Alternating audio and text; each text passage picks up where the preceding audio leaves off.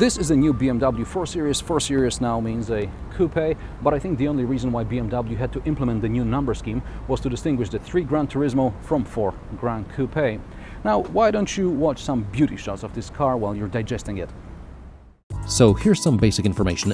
BMW 4 Series is slightly longer and wider than the 3 Series, and it's more than 5 centimeters lower. Getting rid of the rear door costs around €2,500, at least in the 435i, which is also 0.4 of a second faster from 0 to 100 than the 335i. It is also about 70 kilograms lighter. I have no clue where the additional centimeters disappeared, because the boot in the 4 Series is smaller, and in the back, come on, nobody's buying a coupe to drive his or her friends around in the back, right? These seats are to keep your conscience happy. If there is a need, there is a seat. In the front, it's BMW's generic dash with the new iDrive with a touch panel. We've seen this in the X5, but also Audi and Mercedes-Benz offer similar solutions. By the way, I like the optional M package steering wheel. It's nicer than the standard one, which has this huge center. It's a cool thing. The car hands me the seat belts. That's very convenient. Now, let's get this show on the road.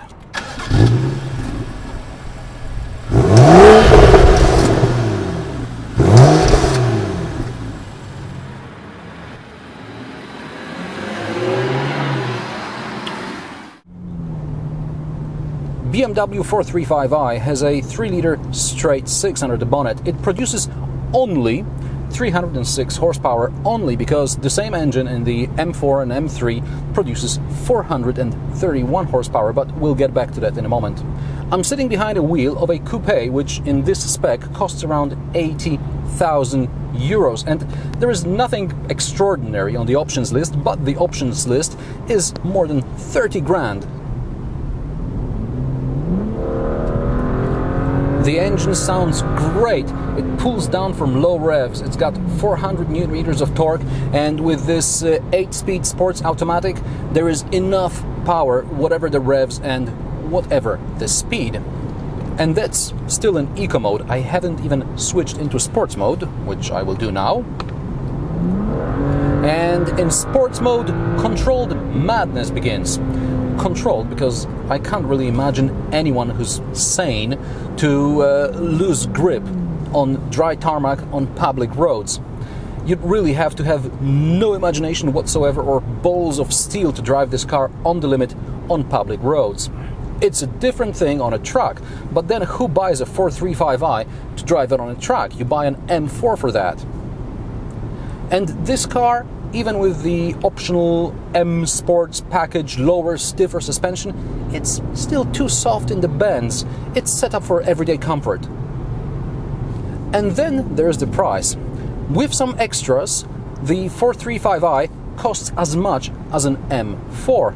And M4 has everything, all the goodies as standard, which are an option on this car, maybe except the automatic gearbox, but you do want a manual with an M4.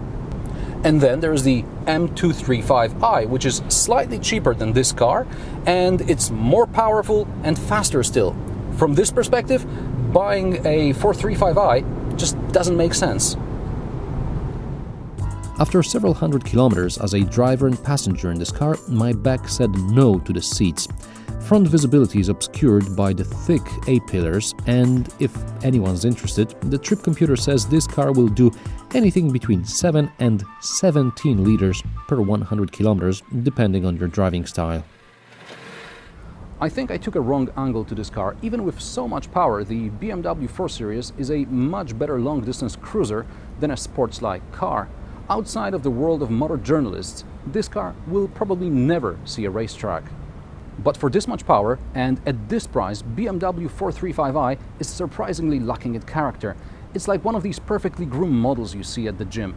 Great shape, but how long can you talk about Xenia suits?